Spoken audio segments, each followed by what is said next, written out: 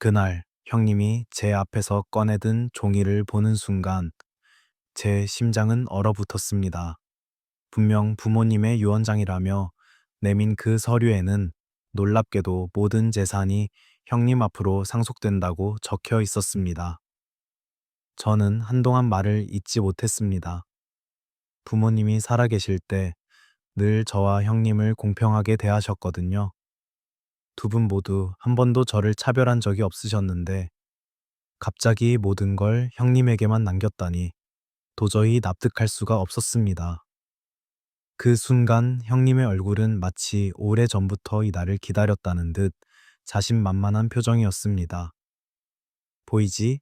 이제 이 집도 땅도 다 내 거야. 넌 아무것도 없어. 차갑고 단호한 목소리에 제 온몸은 떨렸습니다. 하지만 제 마음 한쪽에서는 알 수 없는 의심이 스멀스멀 피어올랐습니다. 부모님이 남긴 글씨체가 어쩐지 익숙하면서도 낯설었습니다. 제가 아는 아버지의 필체와는 어딘가 미묘하게 달라 보였던 겁니다. 그때부터였을까요? 제 가슴 속에 깊은 분노와 슬픔, 그리고 설명할 수 없는 불길한 예감이 자리 잡았습니다. 눈앞에 있는 형님의 웃음이 더 이상 친형의 미소로 보이지 않았습니다. 그것은 탐욕에 물든 낯선 사람의 표정이었습니다. 이게 정말 부모님이 남기신 유언장일까? 그 물음이 머릿속을 맴돌며 저를 괴롭혔습니다. 그리고 바로 그 순간부터 제 인생은 상상도 못한 길로 흘러가게 되었습니다. 저는 올해 42, 평범한 직장인이자 두 아이의 아버지입니다.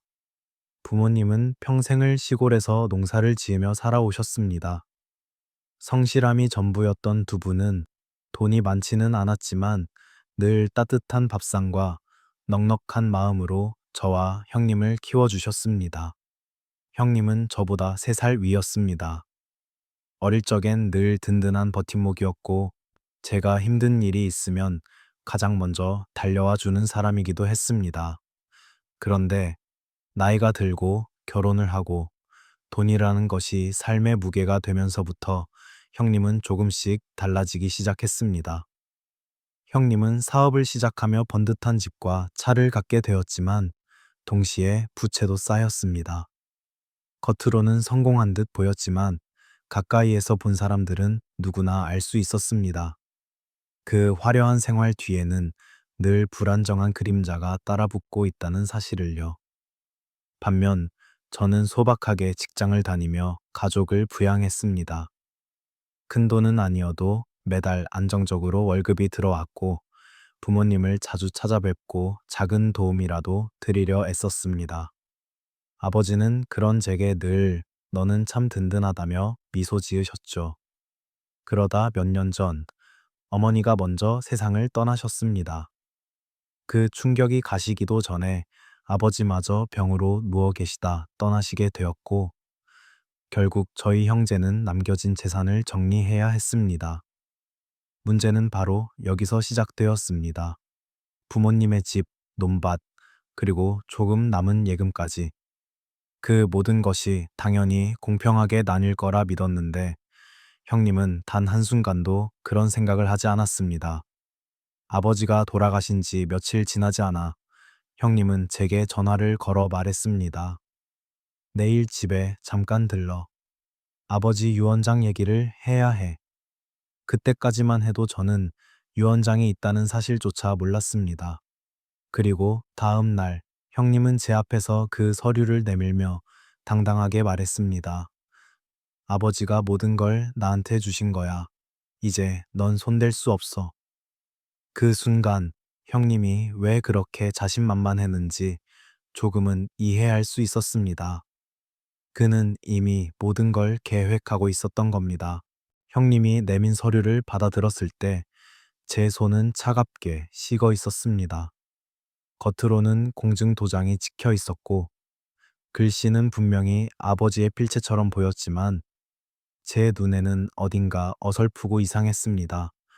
저는 조심스럽게 물었습니다. 형님, 아버지가 언제 이런 유언장을 쓰셨죠? 난 아버지 곁에 자주 있었는데 한 번도 말씀하신 적이 없었어요. 그러자 형님은 어이없다는 듯 코웃음을 치며 말했습니다. 네가 모른다고 없는 게 되냐? 아버지가 마지막 순간에 나한테만 말씀하셨다. 너는 책임감도 없고 부모님께 제대로 효도도 못했으니 당연히 날 믿으신 거지. 그 말에 제 가슴이 쿵 내려앉았습니다. 효도라니, 저는 직장이 바쁘더라도 주말이면 꼭 부모님께 찾아가 도와드렸습니다. 아버지의 병간호도 제가 형님보다 더 자주 했습니다. 그런데 형님은 언제부턴가 얼굴조차 잘 비추지 않았습니다. 형님은 제 시선을 피하지 않고 오히려 더 당당하게 굳세게 말했습니다. 네가 뭘 해줬다는 거야? 돈 한 푼 제대로 못 보탠 주제에 아버지가 눈여겨보신 건 결국 나야. 이건 법적으로도 문제없어. 그러니까 얌전히 물러나. 그 순간 제 안에서 무언가가 부서지는 소리가 났습니다. 형님은 어린 시절 제게 늘 자랑스럽던 큰형이 아니었습니다. 탐욕과 오만에 가득 찬 낯선 사람이 되어 있었습니다. 저는 그날 밤 서류를 들여다보며 잠을 이룰 수가 없었습니다. 아버지의 글씨체는 분명 비슷했지만 세세한 획 하나하나가 제가 기억하는 것과 달랐습니다. 게다가 날짜도 이상했습니다. 아버지가 병세가 가장 심해 펜을 잡을 힘조차 없었던 날로 적혀 있었던 겁니다. 이건 뭔가 잘못됐다. 제 마음속 의심은 확신으로 변해갔습니다. 그리고 저는 결심했습니다. 무슨 일이 있더라도 이 유언장의 진실을 반드시 밝혀내야 한다고. 며칠 뒤 아버지 장례를 마치고 집안 식구들이 모였습니다. 조문객들이 빠져나가고 집안이 고요해졌을 무렵 형님은 모두를 거실로 불러 모았습니다. 아버지, 유언장에 대해 이야기할 게 있다. 형님의 목소리는 단호했고 이미 자신이 승리한 듯한 표정이었습니다. 식탁 위에 올려진 봉투에서 꺼낸 유언장을 형님은 당당히 흔들며 말했습니다. 여기에 아버지의 뜻이 분명히 적혀 있다. 아버지의 모든 재산은 내 몫이다. 동생은 손댈 수 없다. 순간 방 안 공기가 싸늘해졌습니다. 숙연하게 앉아있던 친척들이 서로 눈치를 보며 웅성거렸습니다. 큰아버지가 조심스레 입을 열었습니다. 아니, 그게 무슨 말이냐. 두 아들 다 똑같이 키우셨는데 어찌 한쪽만 주셨다는 건가? 형님은 기다렸다는 듯 목소리를 높였습니다. 아버지는 언제나 나를 믿으셨다. 사업도 집안도 내가 책임져 왔다. 동생은 아무것도 한 게 없지 않나. 저는 더 이상 참을 수 없었습니다. 형님, 그건 사실이 아니잖아요. 아버지 병원비, 간병, 제가 얼마나 뛰어다녔는지 친척분들도 다 아시잖아요. 하지만 형님은 제 말을 끊어버리듯 소리쳤습니다. 입 닥쳐. 네가 뭘 알기나 해. 아버지가 직접 남긴 글이 여기 있잖아. 형님이 유언장을 테이블 위에 탁 내려놓는 순간 종이 위의 글씨가 제 눈을 사로잡았습니다. 그 글씨는 분명 아버지의 필체와 흡사했지만 익숙한 듯 낯설었습니다. 특히 상속이라는 단어의 획 하나가 어릴 적 아버지가 항상 쓰던 방식과 달랐습니다. 저는 속으로 다짐했습니다. 형님이 저렇게 당당한 건 뭔가 숨기고 있기 때문이야. 반드시 밝혀내고 말겠어. 그날 저는 더 이상 형님과 말다툼을 이어가지 않았습니다. 하지만 제 안에서는 불꽃처럼 뜨거운 분노와 의심이 번지고 있었습니다. 그리고 그것은 곧 더 큰 폭풍으로 이어지게 될 것이었습니다. 며칠 동안 집안 분위기는 얼음장 같았습니다. 친척들 사이에서도 수군거림이 끊이지 않았습니다. 정말 저게 아버지가 쓰신 거 맞아? 아무리 그래도 두 아들을 두고 한쪽만 줄 리가 없는데 형님도 그 불편한 기류를 느꼈는지 어느 날 저를 따로 불러 말했습니다. 야, 괜히 시를 키우지 마라. 아버지가 날 믿으신 건 사실이야. 내 몫도 조금은 챙겨줄 테니 그냥 조용히 넘어가자. 그 순간 저는 잠시 멈칫했습니다. 분노와 모욕감이 뒤섞여 있었지만 동시에 형님의 태도가 예전과는 달라 보였기 때문이었습니다. 혹시라도 이대로 타협하면 더 큰 싸움은 피할 수 있지 않을까? 그런 유혹이 잠시 제 마음을 스쳤습니다. 그러나 곧 깨달았습니다. 이건 돈의 문제가 아니야. 부모님의 이름을 더럽히는 문제야. 제 뇌리에 아버지의 웃음이 떠올랐습니다. 힘이 없어도 마지막까지 제 손을 꼭 잡아주셨던 그 따뜻한 손길. 그분이 결코 이런 유언을 남기셨을 리가 없었습니다. 저는 고개를 저으며 단호하게 말했습니다. 형님, 제가 바라는 건 돈이 아닙니다. 진실입니다. 아버지가 정말 그렇게 남기셨는지 반드시 확인해야겠습니다. 형님의 얼굴이 굳어졌습니다. 그는 순간적으로 미소를 지으며 다시 예전 형 같은 목소리로 말했습니다. 네가 그렇게 나온다면 어쩔 수 없지. 하지만 후회하게 될 거다. 그 말투는 화해가 아니라 경고였습니다. 그때까지만 해도 저는 형님이 도대체 무슨 일을 꾸미고 있는지 알지 못했습니다. 그러나 곧 그 경고가 단순한 말이 아님을 뼈저리게 느끼게 될 순간이 다가오고 있었습니다. 형님은 그날 이후 제게 한 번도 웃는 얼굴을 보이지 않았습니다. 예전에는 형제끼리라도 남은 정 때문에 눈치를 보던 기색이 있었는데 이번엔 달랐습니다. 그의 눈빛은 차갑고 날카로웠고 마치 제가 더 이상 가족이 아닌 듯 했습니다. 며칠 뒤 친척 몇 분이 집을 찾아왔습니다. 그들은 난처한 얼굴로 저를 바라보며 말했습니다.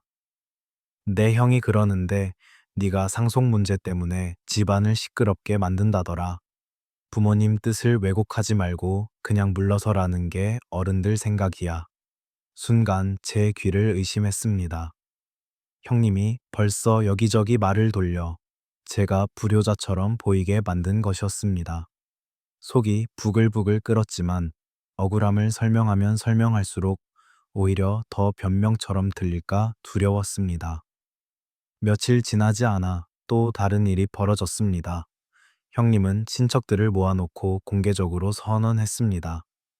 아버지 유언장은 법적으로 효력이 있다. 동생이 지금 이 일을 제기하는 건 단순히 욕심 때문이다. 가족들 다 증인으로 남겨두겠다.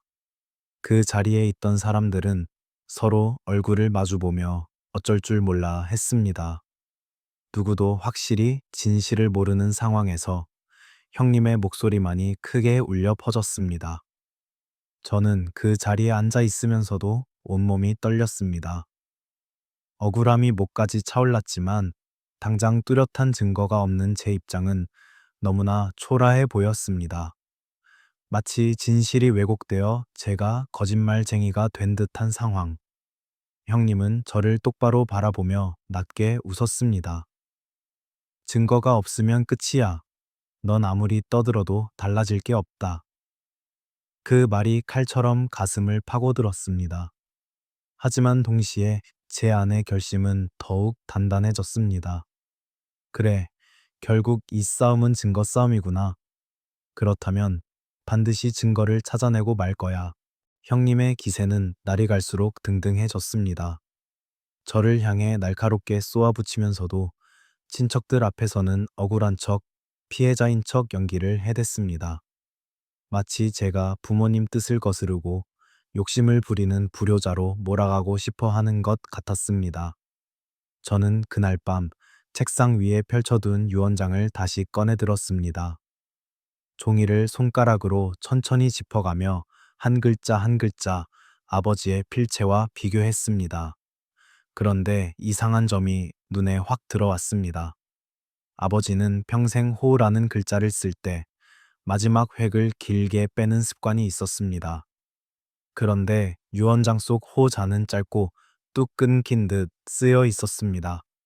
게다가 날짜 부분의 글씨는 평소 아버지가 쓰던 것보다 훨씬 힘이 실려 있었죠.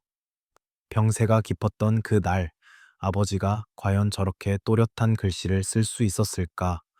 의문이 들지 않을 수 없었습니다. 그리고 또 하나, 유언장의 증인으로 서명된 이름들 중 낯선 인물이 있었습니다. 가족도 아니고 오래된 지인도 아니고 그저 형님 사업을 도와주던 직원의 이름이었습니다. 왜 하필 그 사람이 증인으로 들어가 있을까? 순간 등골이 서늘해졌습니다. 아버지가 평생 강조하시던 건 공정과 정직이었습니다. 그분이 자기 아들보다도 형님 쪽 사람을 증인으로 세웠다는 건 도저히 이해할 수 없는 일이었습니다. 저는 그제야 확신했습니다. 이건 단순한 의심이 아니라 분명 무언가 조작이 있는 증거라는 걸요.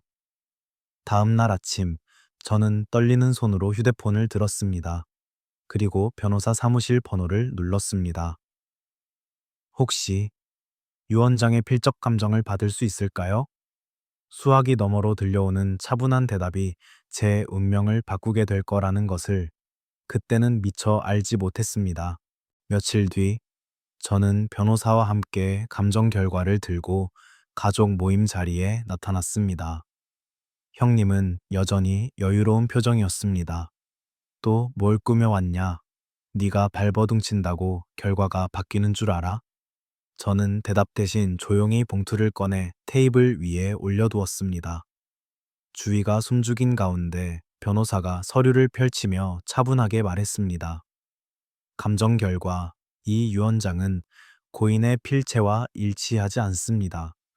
특히 특정 단어와 회계 방향, 필압 등이 명백히 다른 사람의 손으로 쓰였다는 사실이 드러났습니다.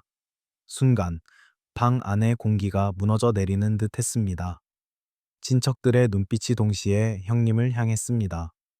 형님의 얼굴은 붉게 달아오르더니 곧 창백해졌습니다. 저는 떨리는 목소리로 물었습니다. 형님, 도대체 왜 그랬어요? 아버지의 이름을 팔아서까지 왜 이렇게까지 탐욕을 부려야 했습니까? 형님은 처음엔 말을 잇지 못했습니다. 그러다 갑자기 목소리를 높이며 소리쳤습니다. 내가 아니면 누가 받아야 해. 내가 집안의 큰아들이잖아. 부모님도 결국 날 믿으셨을 거야. 그 절규는 변명이라기보다 스스로를 합리화하려는 발악처럼 들렸습니다. 그러나 아무도 그의 말에 동의하지 않았습니다. 큰아버지가 단호하게 말씀하셨습니다. 내 아버지는 그런 분이 아니셨다. 정직하게 살다 가신 분이다.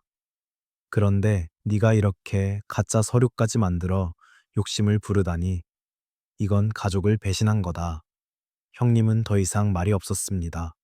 주먹을 불끈 쥔 차에 고개를 숙였지만 그 모습은 더 이상 당당한 장남의 모습이 아니었습니다. 탐욕에 눈이 멀어 스스로 무너져버린 추락한 인간일 뿐이었습니다.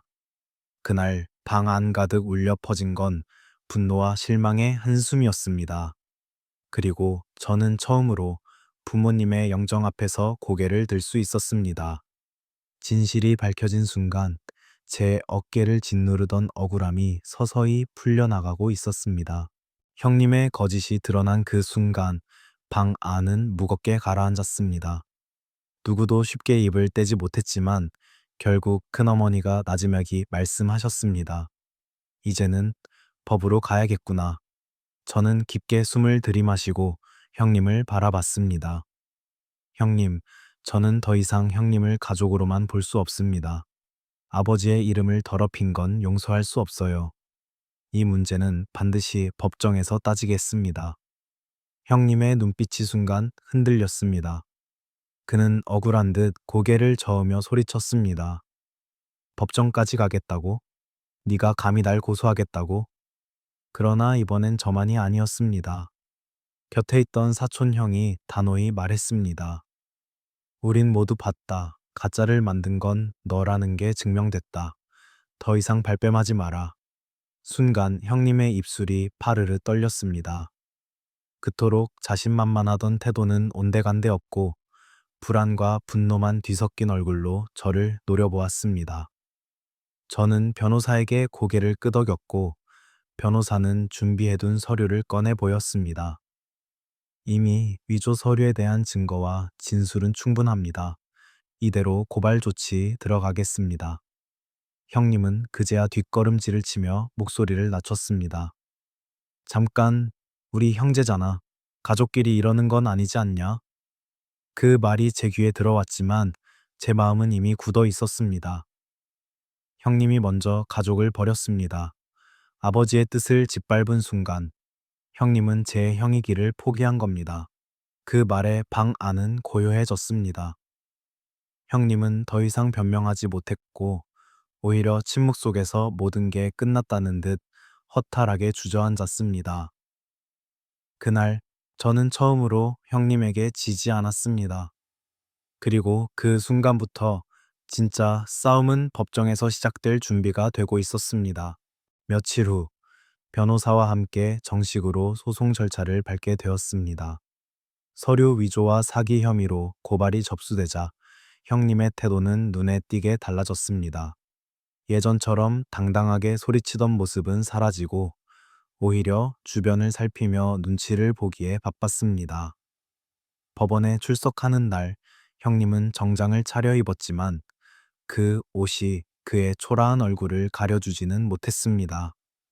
재판장은 차분히 서류를 받아들고 감정 결과와 증거들을 하나하나 확인했습니다. 유언장의 글씨체, 날짜의 모순, 그리고 증인 서명까지 모든 것이 형님의 조작을 가리키고 있었습니다. 피고는 유언장을 위조하여 상속을 독점하려 한 혐의가 인정됩니다. 판사의 목소리가 법정 안에 울려 퍼지는 순간 저는 온몸이 전율하는 듯 했습니다. 형님은 순간적으로 자리에서 벌떡 일어나 소리쳤습니다. 아니, 그럴 리가 없습니다. 아버지가 날 믿으셨다니까요. 이건 다 오해예요. 하지만 아무도 그의 말을 믿지 않았습니다. 형님의 아내조차 고개를 숙인 채 눈을 마주치지 못했고 친척들은 차갑게 그를 바라볼 뿐이었습니다. 재판부의 최종 결정은 냉정했습니다. 가짜 유언장은 무효 처리되었고 부모님의 재산은 법정 상속 비율에 따라 공정하게 나누어졌습니다. 그리고 무엇보다도 형님이 조작에 사용한 증거와 위조 행위는 형사 책임으로까지 이어지게 되었습니다. 형님의 얼굴은 절망으로 일그러졌습니다. 그토록 지키려 했던 재산은커녕 이제는 자신이 가진 것마저 잃을 위기에 처한 것이었습니다. 저는 그 모습을 보며 마음 한쪽이 무겁기도 했습니다. 하지만 동시에 느껴지는 건 부모님의 명예를 지켜냈다는 안도감이었습니다. 형님은 결국 스스로 판 무덤에 빠져들고 있었습니다. 그리고 그것은 단순한 시작일 뿐이었습니다. 판결이 내려진 뒤 집안 어른들은 깊은 한숨을 내쉬며 고개를 저었습니다. 어쩌다 이런 지경까지 왔을까? 네 아버지가 하늘에서 보시면 얼마나 가슴 아파하시겠니? 저는 부모님의 영정사진 앞에 무릎을 꿇었습니다.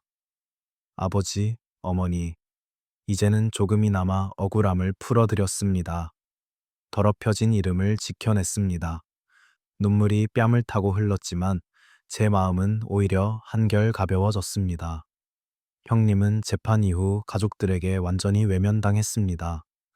아무도 그의 말을 들어주지 않았고 친척 모임에도 초대받지 못했습니다. 그가 집안을 배신한 대가는 고립이었습니다. 더 큰 충격은 형님이 숨겨둔 빚까지 드러난 순간이었습니다. 재산을 모두 차지해 메꾸려 했던 빚이 세상에 알려지자 채권자들이 형님을 집요하게 몰아붙였습니다. 결국 형님이 자랑하던 집과 차까지 차압당하고 말았습니다. 네가 그렇게 욕심내던 걸 결국 다 잃게 되는구나. 큰어머니의 말은 차갑지만 더할 나위 없이 공정한 선언이었습니다. 저는 그 모습을 보며 묘한 감정을 느꼈습니다. 형님이 무너지는 걸 보며 분명 속 시원한 기분이 들었지만 동시에 피부티가 이렇게까지 몰락하는 모습을 보는 게 안쓰럽기도 했습니다. 그러나 이건 형님 스스로 자초한 길이었습니다. 그날 이후 집안 사람들은 저를 향해 잘했다 라고 말해 주었습니다. 저는 부모님의 명예를 되찾았고 형님의 탐욕은 온 세상에 드러났습니다. 그리고 그 결과 형님은 스스로 무너져 아무것도 남지 않게 되었습니다. 형님 사건이 끝난 뒤 제 삶은 조금씩 달라졌습니다. 무엇보다도 억울함이 풀린 후에는 숨을 크게 들이쉴 수 있었습니다. 밤마다 뒤척이며 분노와 불안에 시달리던 나날이 끝나고 이제는 마음 편히 잠들 수 있었습니다. 부모님의 재산은 법정 상속 비율에 따라 공정하게 나누어졌습니다. 물론 큰 돈은 아니었지만 그것이 중요한 건 아니었습니다. 제가 얻은 가장 큰 보상은 부모님의 이름을 더럽히지 않고 지켜냈다는 사실이었습니다. 가족들과의 관계도 변했습니다. 예전에는 형님의 목소리에 눌려 눈치를 보던 친척들이 이제는 제게 먼저 연락을 주곤 했습니다. 네가 없었다면 진실이 영영 묻혔을 거야. 부모님께서도 하늘에서 미소 지으실 거다. 그 말들이 제 어깨를 가볍게 만들어 주었습니다. 아이들에게도 이 일을 숨기지 않았습니다. 저는 조심스레 이야기를 들려주며 말했습니다. 탐욕은 결국 사람을 망치게 만든단다.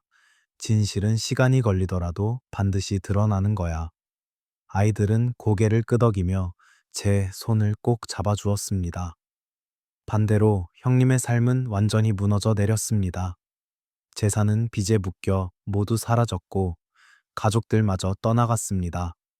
그토록 자랑스러워하던 형님은 이제 누구도 찾지 않는 사람이 되어버렸습니다. 저는 형님의 몰락을 보며 씁쓸했지만 그 또한 부모님께서 가르쳐 주신 세상의 이치라고 생각했습니다. 정직하게 살면 늦더라도 빛을 보지만 거짓으로 얻은 건 결국 모래 위에 세운 집구와 같다. 그 가르침이 이번 일을 통해 더 깊이 제 마음에 새겨졌습니다. 시간이 조금 흐르고 나니 이번 사건이 제 삶에 남긴 의미가 더욱 또렷해졌습니다. 분노와 억울함 속에서 허우적거리던 순간도 있었지만 결국 제가 지켜낸 건 단순한 재산이 아니었습니다. 그건 바로 부모님의 명예였고 가족이라는 이름의 마지막 자존심이었습니다. 저는 이번 일을 통해 뼈저리게 깨달았습니다. 욕심은 결국 사람을 삼킨다는 사실을요. 형님은 누구보다 똑똑하고 능력 있는 사람이었습니다. 하지만 그 능력을 바른 길이 아닌 거짓과 욕심에 쏟아부었을 때 결국 모든 걸 잃게 되었습니다. 반면 저는 비록 많은 걸 가지지는 못했지만 진실을 믿고 끝까지 버텼습니다. 때로는 너무 외롭고 힘들어서 무너지고 싶었던 순간도 있었지만 그럴 때마다 부모님의 목소리가 마음속에서 들려오는 듯 했습니다. 정직하게 살아라. 네가 옳다면 언젠가는 증명될 거다. 그리고 정말로 시간이 지나 진실은 드러났습니다. 이제는 그 말씀이 단순한 가르침이 아니라 제 삶의 뿌리가 되었습니다. 혹시 지금 이 이야기를 듣고 계신 분들 중에도 억울한 상황 속에 계신 분들이 있을지 모릅니다. 가까운 가족에게조차 상처받고 믿었던 사람에게 배신당해 밤잠을 이루지 못하는 분도 계실 겁니다. 하지만 저는 감히 말씀드리고 싶습니다. 진실은 결코 무너지지 않습니다. 때로는 더디게, 때로는 고통스럽게 다가오더라도 결국 거짓은 스스로 무너지고 진실은 살아남습니다. 이 사건이 제게 남긴 가장 큰 교훈은 결국 사람을 지켜주는 건 돈이나 지위가 아니라 양심과 진실이라는 겁니다. 이제 이야기를 마무리하며 저는 문득 이런 생각을 하게 됩니다. 혹시 이 방송을 듣고 계신 여러분도 저와 비슷한 경험을 해보신 적이 있나요? 가까운 가족이나 믿었던 사람에게 배신을 당하고 억울함을 참아야 했던 순간 말입니다. 저는 이번 일을 겪으면서 억울한 일을 당했을 때 가장 큰 적은 거짓이 아니라 침묵이라는 걸 알게 되었습니다. 가만히 있으면 결국 거짓이 진실을 덮어버립니다. 하지만 용기를 내어 목소리를 낸다면 언젠가는 그 목소리가 울림이 되어 세상을 바꾸게 됩니다. 혹시 여러분이라면 저와 같은 상황에서 어떻게 하셨을까요? 형제에게 배신당했을 때 가족이라는 이유로 용서했을까요? 아니면 저처럼 끝까지 싸워 진실을 밝혀냈을까요? 여러분의 생각이 궁금합니다. 이야기를 들으시면서 떠올린 경험이나 하고 싶은 말이 있다면 꼭 댓글로 남겨주세요. 당신의 목소리도 누군가에게는 큰 힘이 될 수 있습니다. 그리고 혹시 주변에 이런 사연을 가진 분들이 있다면 이 이야기를 함께 나누어 주시길 바랍니다. 진실을 찾고 싶은 누군가에게 이 이야기가 작은 용기와 위로가 되기를 바랍니다. 오늘 긴 이야기를 끝까지 들어주신 여러분께 진심으로 감사드립니다. 한 사람의 억울함과 분노에서 시작된 사연이었지만 결국 그 속에는 우리가 모두 공감할 수 있는 메시지가 숨어 있었습니다. 진실은 결코 무너지지 않고 거짓은 언젠가 무너진다는 사실 말입니다. 저는 부모님의 명예를 지켜드릴 수 있었던 것만으로도 충분히 보람을 느낍니다. 그리고 오늘 이 이야기가 누군가에게는 작은 위로, 또 누군가에게는 용기가 되었기를 바랍니다. 혹시 여러분도 지금 비슷한 상황 속에 계신가요? 그렇다면 부디 기억해 주십시오. 당신이 옳다면 언젠가는 반드시 그 진실이 드러날 것입니다. 설령 지금은 힘들고 외롭더라도 끝내는 빛이 어둠을 이기듯 진실은 거짓을 이기게 될 겁니다. 오늘 이야기를 들으시며 떠오른 생각이 있다면 댓글로 나눠주세요. 그리고 이 채널을 구독하시고 알림을 켜두신다면 앞으로도 더 많은 사연과 이야기를 함께 나눌 수 있습니다. 다시 한번 감사드리며 오늘도 여러분의 하루가 따뜻한 진실로 가득하기를 바랍니다. 우리는 곧 또 다른 이야기에서 만날 수 있을 겁니다. 지금까지 사연 라디오였습니다.